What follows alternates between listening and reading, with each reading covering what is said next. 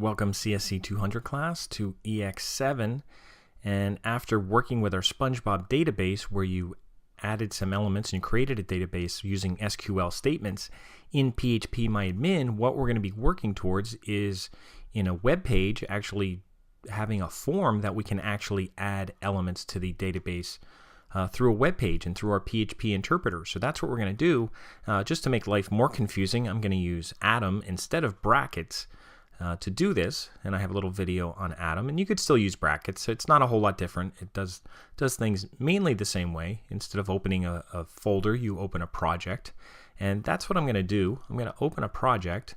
Now, before you do this, you're going to want to download EX7 zip and unzip it and put it into your htdocs folder so that you can have the PHP interpreter be working, and that's what I already did. So I'm going to open project. And what I'm going to do is I'll open project, and I'm just going to open my htdocs so that I see all my folders that are in there.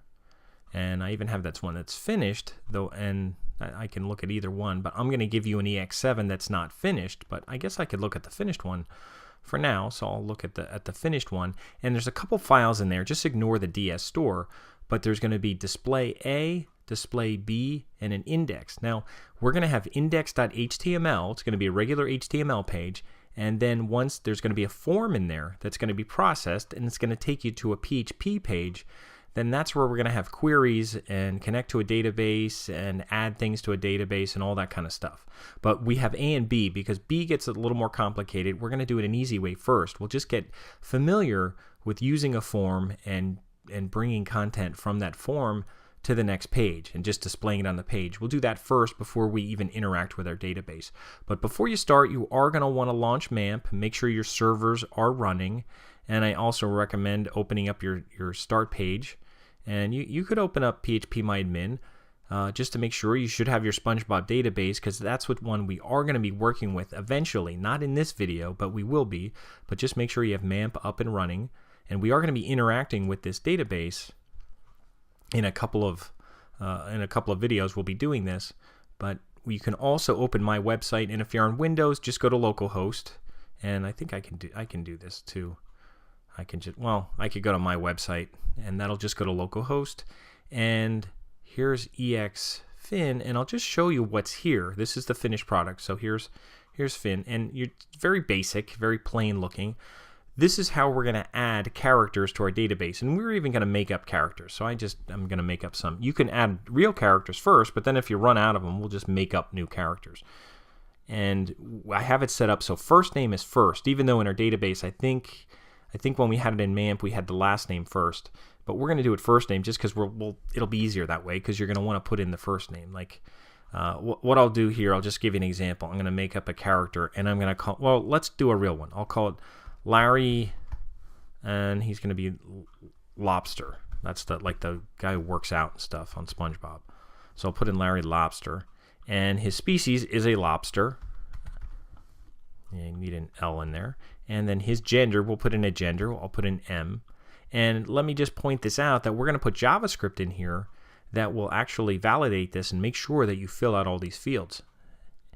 But we're not going to worry about that right now. And then we're going to have a button that'll insert a character. And eventually what's going to happen is you're going to insert a new character, and it's going to put it into your database right from a web page. But before we do that, in order to just kind of test this out, when you insert a new character, what it's going to do is it's going to create a new web page, or it's not going to create one. It's going to jump to a new web page, and it's going to display this character. That's all it's going to do. So when I do insert new character, it's going to go to a page called display A.php. That's the page it's going to. And notice it says will not be added to the database. We're not doing that yet. This is just practice. And what's happening here, it's going to say first name. There we have Larry, Lobster, lobster species, and M. So this is just a little table I made in here. And we're not going to add a whole bunch to these. We're only going to do one at a time. This is just for practice, but it's 2 pages. So I could go back. See, this is my index page. It's not showing me index.html because it's the default home page. But I'm inside this EX7 folder. Mine's called Fin because it's finished. But yours will just be EX7. And what will happen in here is you'll fill this out, you'll insert new character, and then it'll display it on the next page. Now, if I do it now, I'll get these alerts that pop up because I have JavaScript validation in here that forces me to fill these things out, which is nice to have. So we'll eventually do that. But for now, what's happening is we're just going to display this stuff on the next page, and I'll go through doing that. And let me just show you the code right now, and I'll just, again, I have a video on Atom using the Atom software, and what you could do in here when this opens up. I did open project, and I opened up this htdocs, and there's my project in there. Now I could close all this other stuff that's open in here right now. I don't need anything else open, and the first page I'm going to be working with is going to be the index page, and this is just HTML. There's no real, I don't believe there's there's JavaScript. This is all the JavaScript that actually is the validation, so just ignore that for now. Now this won't be completely done for you, but let me just point out what's here. I have a title, SpongeBob database. I have some styles. These are styles for the form. They just make the font a little bigger for the form that you fill out. Font family, there's a margin on it. There's position, relative, position, absolute. That actually moves the input text boxes over. So actually, just let me point that out. That actually does this. That lines them up. Because remember, we can't do tabs in HTML. So that kind of sets them up a certain distance from the other one. So that's what that does. If you're curious of the CSS, it goes 200 pixels to the left of the labels. So the input boxes are 200 pixels over from the labels, the original labels that are there. So I have styles for the form, styles for the label, styles for the import. So that's just the look of what we have to fill out. And then when we get into the body, what we have is we have a form. We have an opening form tag and a closing form tag. And a form is kind of a special HTML element that actually can get processed. It can get processed with different kinds of files, CGI files, PHP files. We're going to process it with a PHP file. And what that means is once we submit the form, it's going to go to displaya.php, and it's going to use a method called post. There's two methods, one called get, and one called post. Don't worry too much about the differences right now, but we're going to use post. And we're also going to do this, on submit, return, check. Well, actually, don't ignore that for now. That's for the JavaScript, so you don't have to kind of worry about that now. So that's all you have to worry about. Is we're going to basically, when the form is submitted, it's going to go to displaya.php once everything's okay. Now we have 4 form fields. We have 1, 2, 3, 4. We have label and we have input. So basically what we have is we have the 4 labels, and we have the 4 input boxes, and then we have a button. So there's 8 things, 4, 4, and then 1. So that's what we have in here. There's our 4 labels, 4 input, and then this is the button down here. And you might say, why is there a label on the button with non-breaking space? It just lines things up better.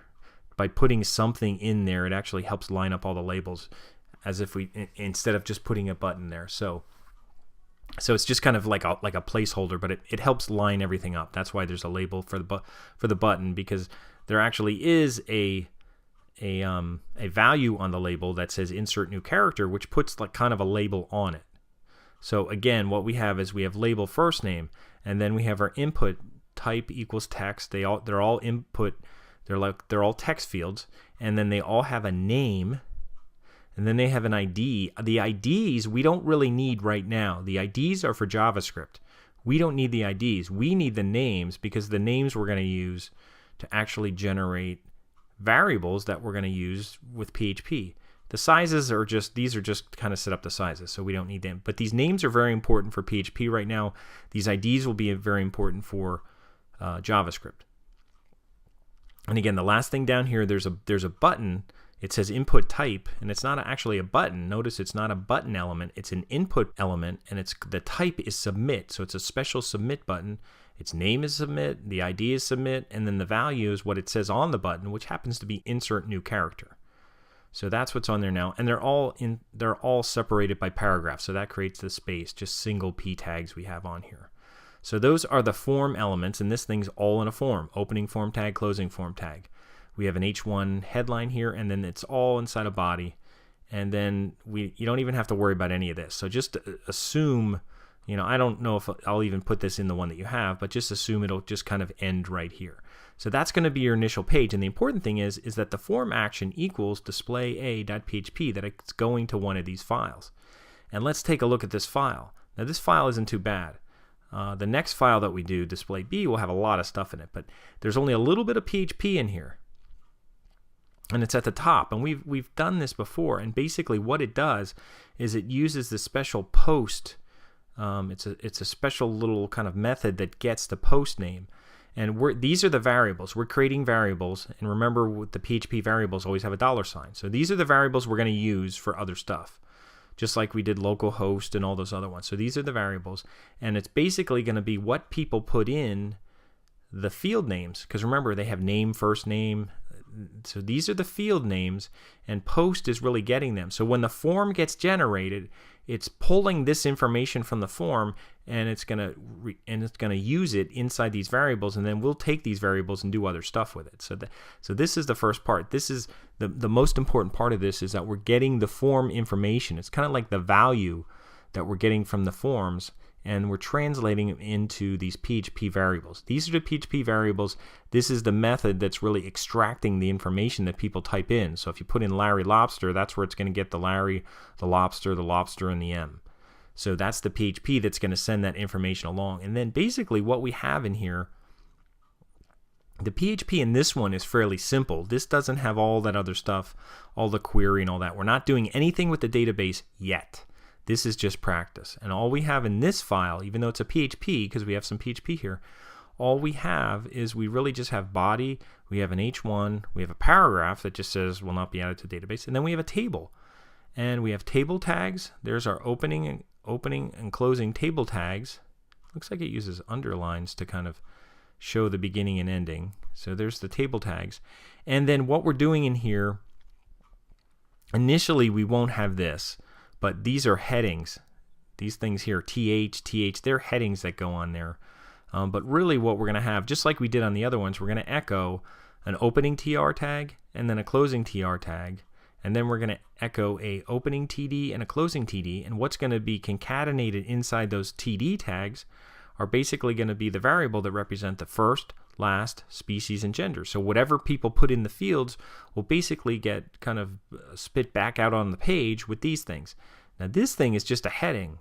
These are just generic headings, because when I first did it, it didn't look right. So, just for example, I'll cut this out for the time being, and I'll save it.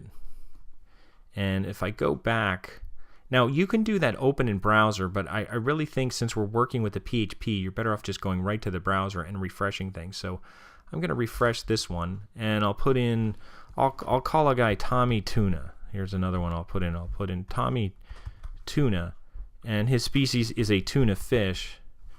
You see I did it before, and he's male because he's Tommy, I guess. And then when I insert new character, you can see what happens. It's kind of Tommy, it's kind of spread out, and it doesn't look very good. That's why I put in the little heading above there to do that. And keep in mind, this is just a table, and they're kind of left justified in the table. The table size that I have set up right now, I have that in styles, and the table's just 50%. You can make it smaller, you can make it bigger. There's a margin 2M all around it. And then I also made a thing, we didn't talk about these yet, but there's actually a table elements called table header, and it's TH, and they're kind of centered at the top. That's why I had to put in a text align left, because when you first put them in there, they center on the top. And I just put a font weight of bold, and I put this font family, and that makes the TH. And then what I did, I'll paste this back in here, and I had to make it another row. At first one I just put in TDs, and they put them side by side. I have to echo another row, and there's 4 things, and there's a TH first name, TH last name, species, and this is exactly how it'll look. So when we do that, so this is just almost regular HTML. That's why I don't need double quotes in here, because this is all just the HTML that would go in there, and that just makes the heading. So if I save this and I go back, and I could even just refresh this page, and it'll tell me to resubmit the form because it's a post method. And when I do that, now it's putting the headings in. There's the first name heading, last name heading, species, and gender, and there's my Tommy Tuna, and it looks a little nicer with the headings in there, even though we're only doing one at a time at this point. and I could make my table smaller if I wanted to. But that's all we're doing right now. We're just learning, getting practice of taking information from an index page and a form, and then taking that form information and processing it. So we're doing a little form processing. We'll do some validation, and what the fun part will be adding things to the database. So what we're eventually going to do is add a whole bunch of new things to our database, and it'll show up in PHPMyAdmin. You'll see your whole database. They'll have ID numbers, and we'll be able to do all that cool stuff with the database. But this is just our first step with part A. So for part 2 of this, we'll call this A, EX7A, and then I'll do a part 2 where I'll go through some of the coding in here just so you get familiar with it, since it might have been a while since you've worked with HTML and some of this. After doing our last exercise, it might have been a week or two. So we'll do that next. So that's the end of part 1. We'll do part 2, and that'll conclude A, and then we'll start working on the actual database part where we're adding these to a database.